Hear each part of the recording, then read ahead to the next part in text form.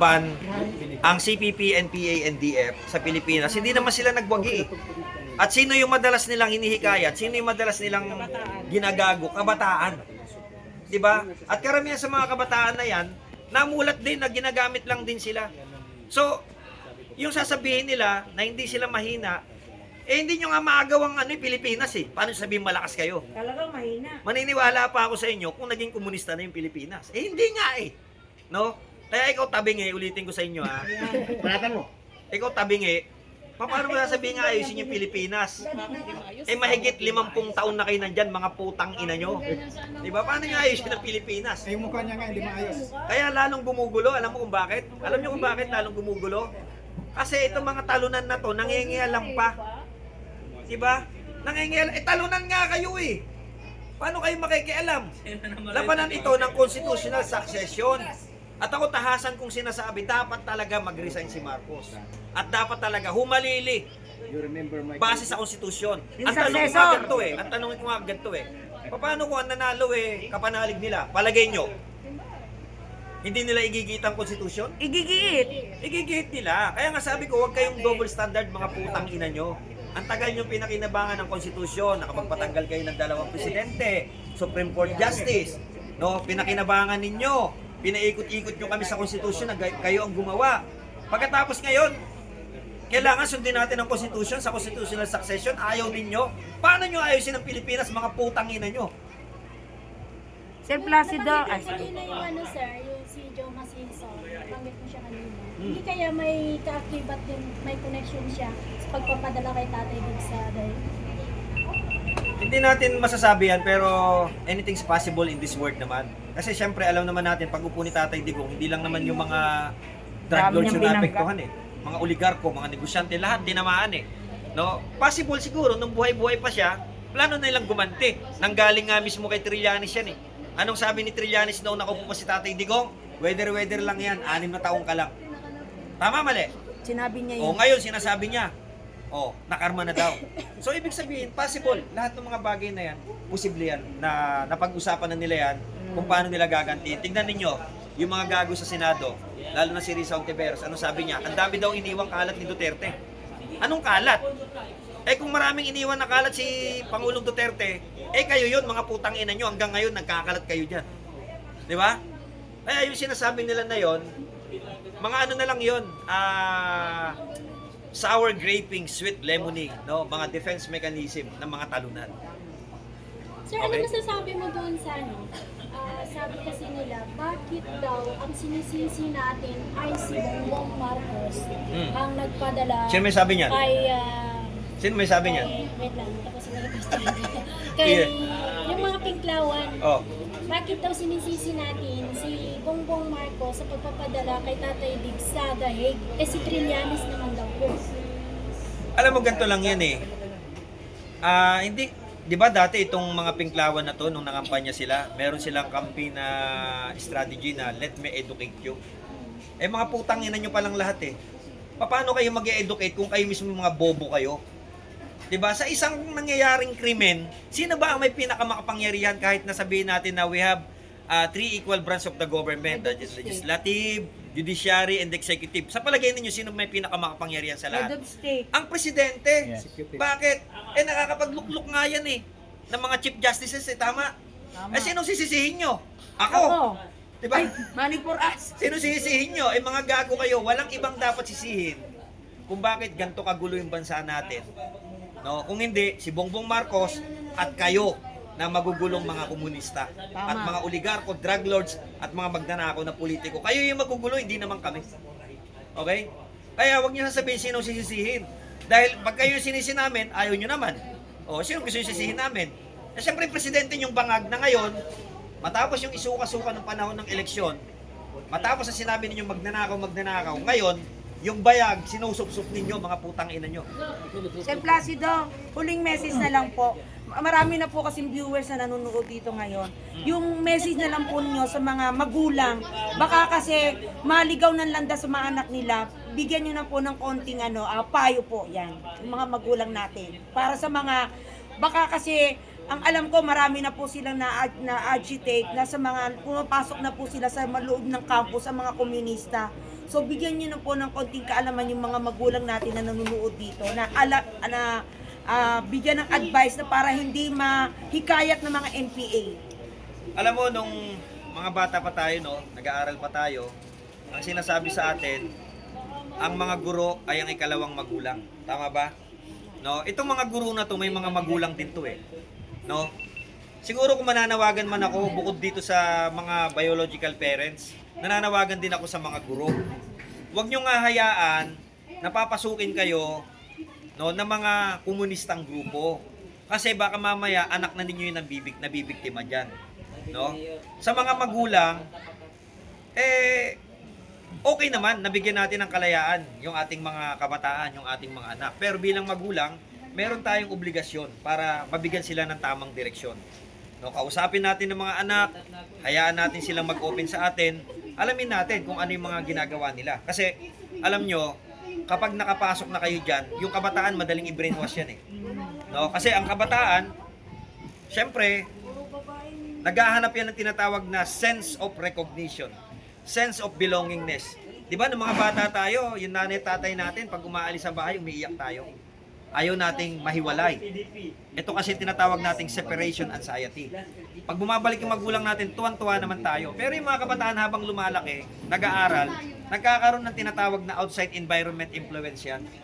No? Kaya ito yung dapat bantayan natin. No? Kasi yung mga anak natin, kusang lalayo yung loob sa atin at madaling mapariwara, madaling makuha. No? Kaya ang pinakamaganda siguro dyan, hindi lang sa mga magulang, nananawagan tayo sa ating gobyerno, lalo na sa NTF-ELCAC na gusto nilang ibasura. No? Gawin po ninyo yung dati na ninyong ginagawa para magkaroon ng sapat na kaalaman yung kabataan at gumawa pa kayo ng mga programa kung paano po mapipigilan ang gantong uri ng panghihikayat ng mga makakaliwang grupo. No? Kasi maswerte yung mga kabataan na sumama sa kanila tapos nagising. Pero mas maraming porsyento pa din. Nakita ninyo, noong September 21, ang mga nanggulo doon, mga kabataan. Noong mga nakaraang rallying mga panghihikayat nila, puro kabataan. Bakit? Kasi kitang-kita na kung sino yung mga politiko na nanghihikayat sa kabataan, kitang-kita na hinihikayat nila itong mga kabataan na to na lumaban sa gobyerno. Sila yung mga totoong lumalaban. Tayo, hindi tayo lumalaban sa gobyerno. Ang nilalabanan natin, yung bulok na sistema, yung korupsyon. At ang paglaban sa korupsyon at bulok sa sistema ng ating gobyerno, hindi pagiging rebelde yan. Dahil yan ay ating karapatan. Bakit?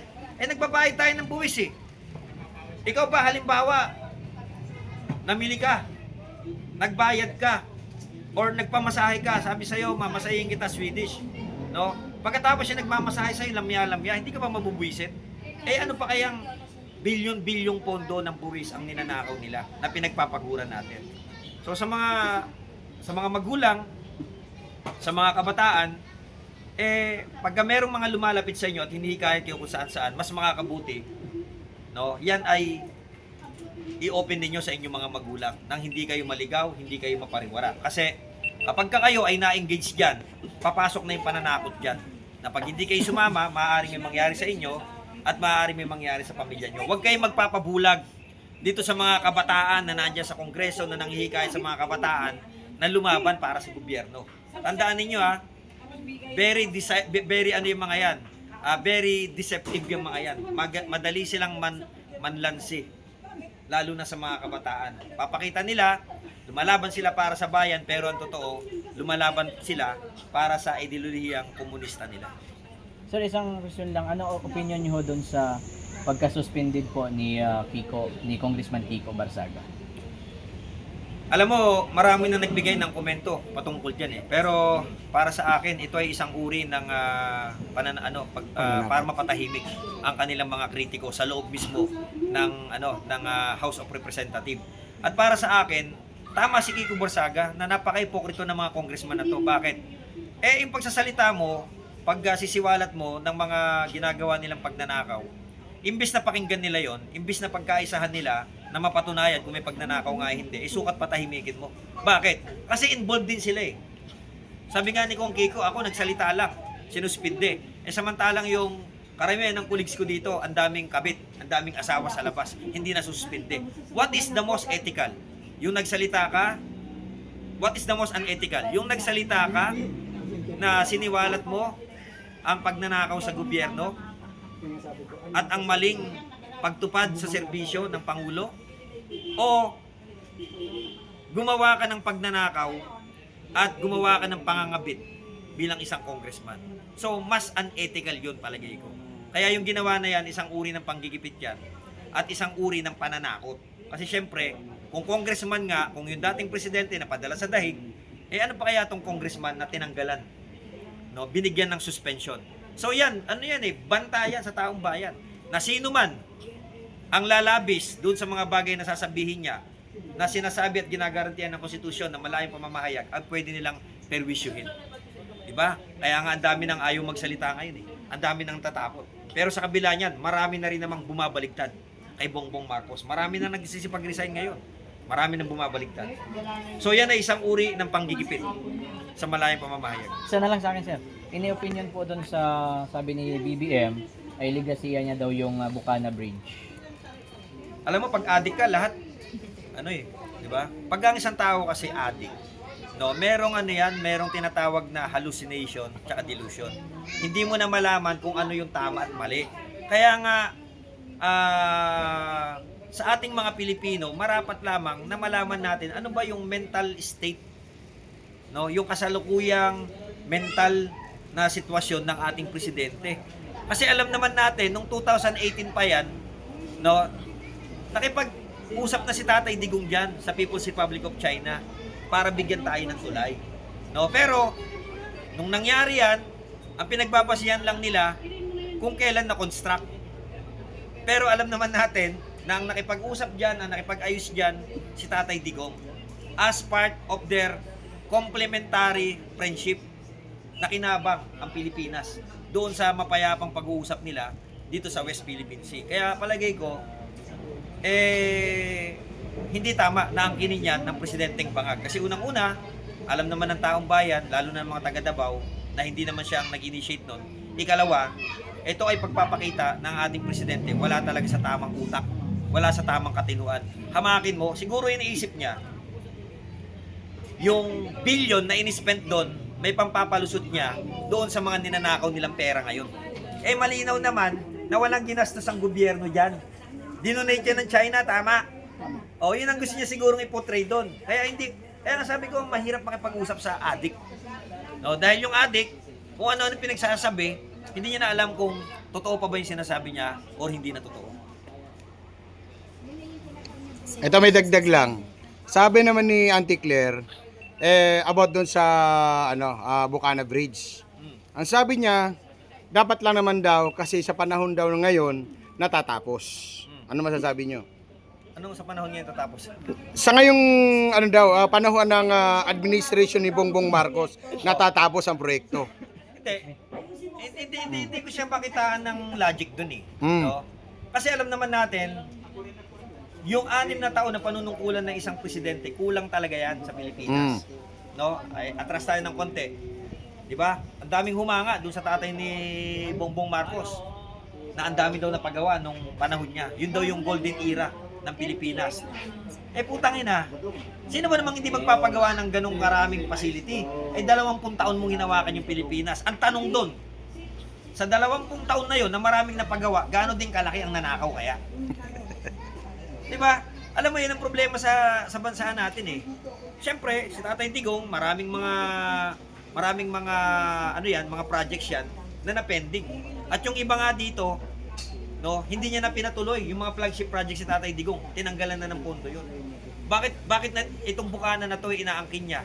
Hindi naman niya kayang tanggalan ng pondo yun eh. Dahil na nagpondo mismo doon, China. China, yes. Diba? Kaya natural lamang na itong panahon na ito, marami talagang mga infra projects na maaaring natatapos na. Pero hindi niya po pwedeng i-claim sa kanya, hindi niya po pwedeng i-claim na sa kanya lahat itong mga projects na to. Diba? Hindi naman kasi kakaupo mo lang. Nagkaroon ka agad ng plano? Nagkaroon ka agad ng project. Unang-una, paano ka magkakaroon ng project? Ininakaw mo na ngayon pondo. No, kaya ang ginagawa niya, yung mga nauutot na uulol pa rin niya ng mga talyalista, no? Naniniwala sa kanya na siya talaga yung may project doon. Pero alam nyo, mababaw na usapin yan eh. It's not about the usapin ng ng legacy. No? masyadong tinatakpan yung usapin ng totoong issue eh. Ano ba to? Bongbong Marcos, magpa-hair follicle drug test ka. Yan ang pinaka-importante diyan. Tinatakpan mo yung mga issue eh. No? Yung 60 billion na PhilHealth funds, ibalik mo. At sagutin mo yung 2025 GAA at sagutin mo din ang mga paratang ni Saltico. Yun ang totoong issue. Huwag mong pagtatakpan. Napapansin niya ba ninyo? Yung media mileage nila, nililihis nila. O di ngayon, tayong lahat, nandito tayo ngayon sa Bukana Bridge. Diba? Eh ano nangyari doon sa mga ibang ano? O lalo na yung isa sa pinaka matinding pasabog ni Amy Marcos. Na yung kapatid niya, yung ading niya, bangag. Nalilimutan natin eh. Huwag tayong masyadong masusway ng mga propaganda nila. Doon tayo sa totoong issue. Dapat palakasin natin ang panawagan na Marcos resign. Kasi nga, kahit na hindi pa siya nagpapa-hair follicle drug test, may umamin na. At yung umamin na yon, kapatid niya pa yun. Na bata pa lang siya, nagdodroga na siya. So yun ang pinakamatinding ebidensya. Di ba? Kasi testimonial evidence yun. Galing mismo sa kapatid niya. Kaya dapat doon tayo nakapokus. Salamat. Okay, maraming salamat mga kababayan. Mabuhay ang